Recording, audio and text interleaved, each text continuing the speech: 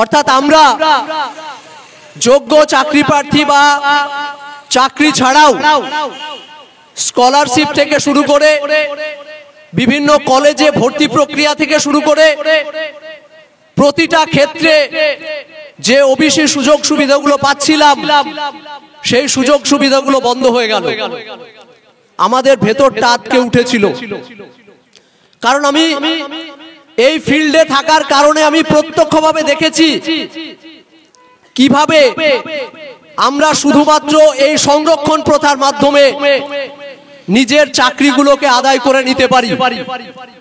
আজকে যখন আমরা বিভিন্ন নিয়োগ প্রক্রিয়ার যে জেনারেল সিটগুলো আমরা দেখি, সেখানে দেখতে পাই ওবিসি এ ক্যান্ডিডেট যারা জেনারেলি স্কোর কমপ্লিট করে তা সত্ত্বেও তাদেরকে সুচতুর চক্রান্ত করে শুধুমাত্র ইন্টারভিউ নাম্বার কম দিয়ে ওবিসি মেধা তালিকার মধ্যে ঠেলে দেওয়া হয়।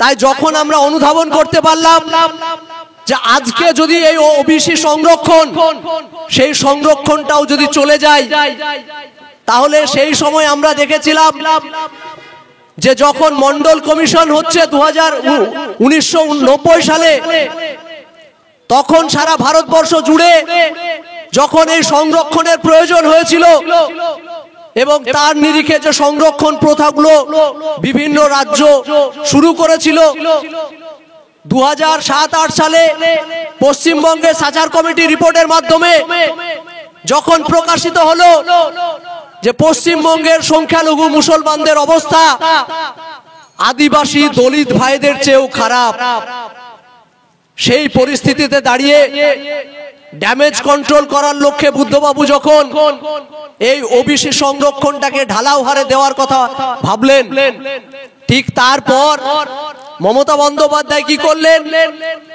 মমতা বন্দ্যোপাধ্যায় যেমন ভাবে প্রতিটা ক্ষেত্রে তার স্বৈরাচারী স্বেচ্ছাচারিতার পরিচয় দেয়, অনুরূপ ভাবে এই ওবিসি ব্যাকওয়ার্ড ক্লাস কমিশনকে পুরোপুরি বৃদ্ধাঙ্গুলি দেখিয়ে সম্পূর্ণভাবে গায়ের জোরে কোন রকম কোন নিয়ম না মেনেই ইচ্ছা মতো ঢালাও হারে ওবিসি তিনি দিলেন।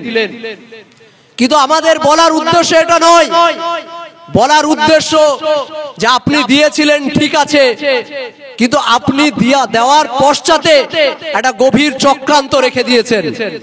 কারণ আপনি তো আরএসএস নির্বাচিত সিএম, তাই আপনার সেদিনের চক্রান্ত আমরা বুঝতে পারিনি।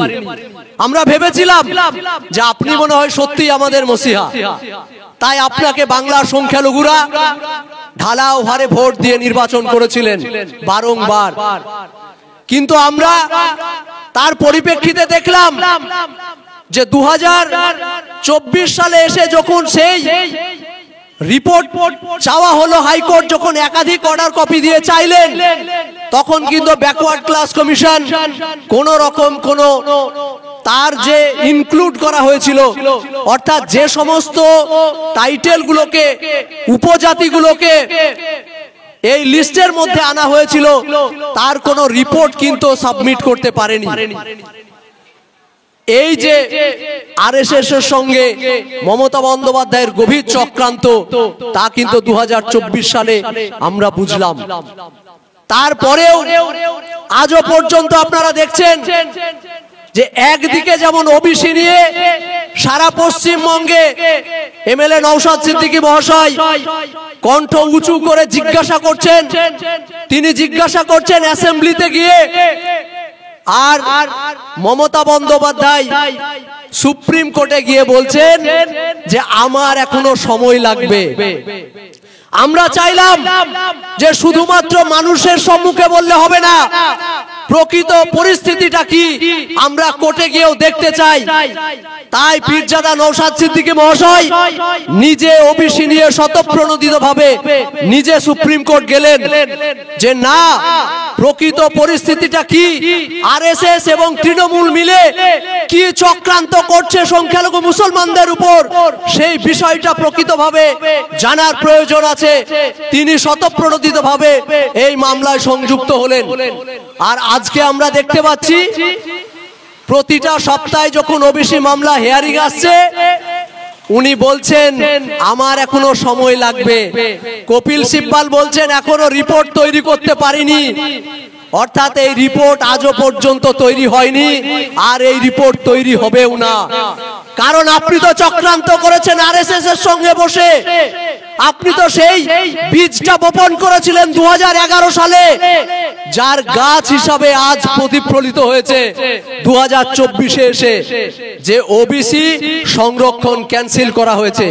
তাই আমরা চাই এই ওবিসি সংরক্ষণের ফলে যে সংখ্যালঘু মানুষরা আজ চাকরিগুলো পাচ্ছে, সেই এক তো রাজ্য সরকার চাকরিগুলোকেই তুলে দিয়েছে, তার উপর যে সমস্ত স্বল্প চাকরি হচ্ছে আমাদের, সেটাও যদি বন্ধ করে দেয়, তাহলে আমাদের পরিস্থিতি কোথায় আমরা দাঁড়াবো, সেটা আশা করি আপনাদের এখান থেকে হাওড়া স্টেশন বেশি দূর নয়, গিয়ে দেখবেন সকালের সাউথ ইন্ডিয়াগামী যে সমস্ত ট্রেনগুলো যায়, তাতে দেখবেন আমার অল্প বয়সী ভাই বোনরা কিভাবে ব্যাগপত্র গুছিয়ে সাউথ ইন্ডিয়ার দিকে হাঁটা দিচ্ছেন। কেন? পরিযায়ী শ্রমিক হিসাবে। বাংলায় কাজের অভাব, বাংলায় কাজ পাচ্ছেন না। চুরি দুর্নীতি মমতা বন্দ্যোপাধ্যায় আনলিমিটেড করেছেন, আজও পর্যন্ত মমতা বন্দ্যোপাধ্যায়কে দেখবেন না, অভিষেক বন্দ্যোপাধ্যায়কে দেখবেন না কোন শিক্ষা প্রতিষ্ঠান তার উদ্বোধন করছেন, আজ পর্যন্ত দেখতে পাবেন না কোন কলকারখানা, কোন শিল্পমন্ত্রীকে নিয়ে, কোন আমলাদেরকে নিয়ে দাঁড়িয়ে তিনি কলকারখানার মানে ফিতে কাটছেন। কিন্তু উনি ঠিক চলে যাচ্ছেন পুজো মণ্ডপের ফিতে কাটতে, উনি চলে যাচ্ছেন মসজিদে দোয়া করতে। আমরা বলি এই সাম্প্রদায়িকতার রাজনীতির বিজেপির সঙ্গে তাল মিলিয়ে আরএসএস এর সঙ্গে ঘর করে আপনি যে নোংরা রাজনীতি সারা পশ্চিমবঙ্গে প্রতিষ্ঠা করার চেষ্টা করছেন, তার বিরুদ্ধে আমাদের লড়াই, স্বচ্ছতার লড়াই, মানুষের অধিকার ফিরিয়ে দেওয়ার লড়াই। এই লড়াইয়ের নেতৃত্ব দিচ্ছেন সারা বাংলায় পীরজাদা নওশাদ সিদ্দিকী। আমরা চাই এই নওশাদ সিদ্দিকীর নেতৃত্বে সারা পশ্চিমবঙ্গে রাজনীতির ইতিহাস তৈরি করতে, যে লড়াই তিনি প্রতিনিয়ত করে চলেছেন বাংলার মাটিতে, রাস্তায় এবং বিধানসভায়, সেই লড়াই পরবর্তীতে আমরা পার্লামেন্ট পর্যন্ত পৌঁছে দেব।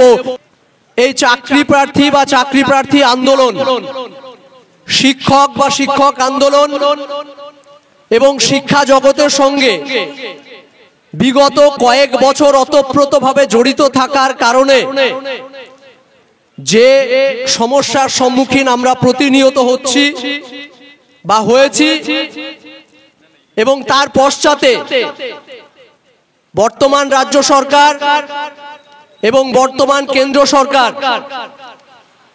যে ধরনের কুচক্র বা চক্রান্ত করে চলেছেন, সেই সমস্ত বিষয় নিয়ে আজ আপনাদের সম্মুখে কিছু বলার চেষ্টা করব। আজকের এই আলোচনা সভার যে প্রধান উদ্দেশ্য, সেটা হলো রক্তদান শিবির। আপনারা চিরাচরিত ভাষায় একটা কথা সব জায়গায় দেখেন যে রক্তদান জীবনদান। সত্যি রক্তদান জীবনদান, কারণ রক্ত এমন এক শরীরের উপদেয় বা শরীরের এমন এক উপাদান,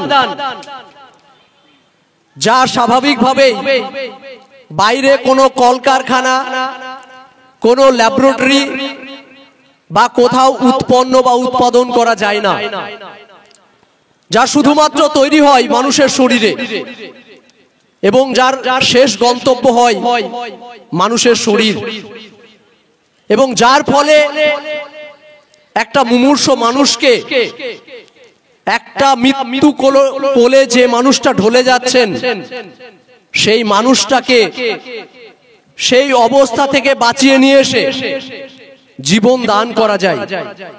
তাই আজ যেখানে আপনারা দীর্ঘদিন যাবত দেখছেন যে প্রায় আজকে 96 দিন অতিক্রান্ত, তিলোত্তমার বিচার এখনো হয়নি। যে রক্তবিন্দু এই বর্বরচিত তৃণমূল সরকারের কিছু পোষ্য, যারা আমার বোন তিলোত্তমার চোখ দিয়ে বার করে দিয়েছিল, সারা পশ্চিমবঙ্গের বুকে পীরজাদা নওশাদ সিদ্দিকীর নেতৃত্বে আমাদের এই রক্তদান শিবির, যে শাসক তারা রক্ত একজন মানুষকে অত্যাচারের মাধ্যমে চোখ দিয়ে বার করে দেয়, সেই রক্ত মানুষের শরীর থেকে স্বাভাবিকভাবে মানুষের স্বেচ্ছায় আমাদের এই কর্মসূচি, যে রক্তের মাধ্যমে আমরা মানুষকে নতুন ভাবে জীবন দান করতে পারব। তো যাই, এই মহৎ কাজে যারা এখনো পর্যন্ত অংশগ্রহণ করেছেন তাদের সকলকে অভিনন্দন। একটা বিষয় একটু আগে শামসুল স্যার বলছিলেন ওবিসি সম্বন্ধে বিস্তারিত, আমি জাস্ট একটু ধরিয়ে দেওয়ার চেষ্টা করব। বেশ কিছুদিন আগে, তখন নির্বাচনী প্রচার চলছে, ঠিক সেই দিন ব্রজলাল চকে আমাদের একটা সভা ছিল, রাজনৈতিক সভা।